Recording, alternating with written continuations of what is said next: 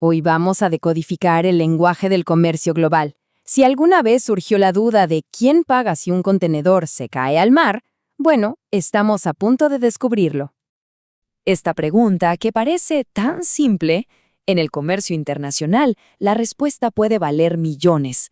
Aquí, saber quién asume el riesgo lo es de verdad todo. Hay que imaginarse esta danza global de barcos, contenedores y contratos. Para que no termine en un caos total, tanto compradores como vendedores necesitan hablar el mismo idioma, seguir las mismas reglas del juego. Y bueno, esas reglas, ese lenguaje universal, son los famosos Incoterms. Vamos a meternos de lleno a ver qué son exactamente. La mejor forma de verlos es como una especie de contrato predefinido. Son términos que todo el mundo reconoce y que dejan clarísimo el momento exacto en que la responsabilidad por la mercancía pasa de manos del vendedor a las del comprador. Y son cruciales porque definen quién paga el transporte, quién se encarga del seguro, quién se ocupa de los papeles de la aduana y, súper importante, en qué punto exacto se considera entregada la mercancía. O sea, no dejan nada al azar. Ok, son 11 términos y puede sonar a mucho, pero en realidad están organizados de una forma súper lógica. Hay que imaginarse 4 grandes grupos, como si fueran niveles, y en cada nivel la responsabilidad del vendedor va subiendo un poquito más. Así que empecemos por el primer nivel, la base de todo, el grupo E. Aquí es donde el vendedor tiene la menor, pero la mínima obligación. Dentro de este grupo E hay un solo término EXWORKS o EXW. Es muy simple. El vendedor básicamente prepara y empaca la mercancía en su propia fábrica o almacén. Y listo. A partir de ese momento, el comprador se tiene que encargar de absolutamente todo lo demás. Subimos un escalón al grupo F. Aquí el vendedor ya hace un poquito más. Su responsabilidad ahora es llevar la mercancía hasta el transportista que eligió el comprador. Ojo, todavía dentro del país de origen. Una vez que la entrega ahí, ¡pum!, la responsabilidad pasa al comprador.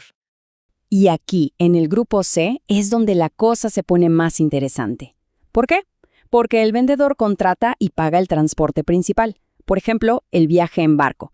Pero, y este es el gran pero, el riesgo del viaje no es suyo. El riesgo se transfiere al comprador mucho antes. O sea, costo y riesgo viajan por separado. Esto es clave. Y llegamos a la cima, el máximo nivel de responsabilidad para el vendedor, el grupo D. Aquí el vendedor es básicamente un todo incluido.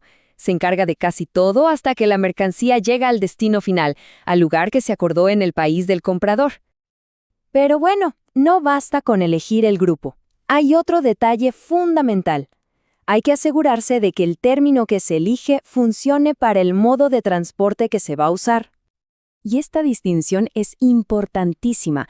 Hay 7 términos que son súper flexibles. Valen para cualquier modo de transporte, o sea, son multimodales. Pero hay 4, y solo 4, que son exclusivamente para transporte por mar.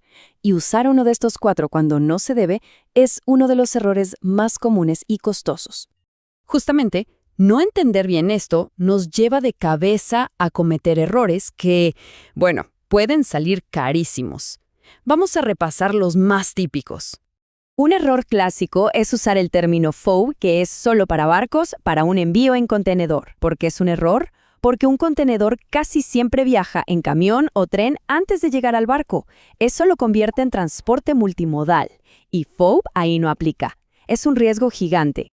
Segundo error, dar por hecho que el envío tiene seguro. Mucho cuidado con esto. De los 11 Incoterms, solo 2 obligan al vendedor a contratar un seguro. En los otros 9, si ninguna de las partes lo contrata por su cuenta y algo pasa, la mercancía simplemente no está cubierta.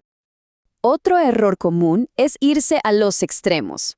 Usar EXW obliga al comprador a hacer los trámites de exportación en un país que probablemente no conoce. Y al revés, con DDP, el vendedor se compromete a hacer los trámites de importación en el país de destino, donde quizá no tiene ni idea de cómo funcionan las cosas. Ambos pueden ser un verdadero dolor de cabeza.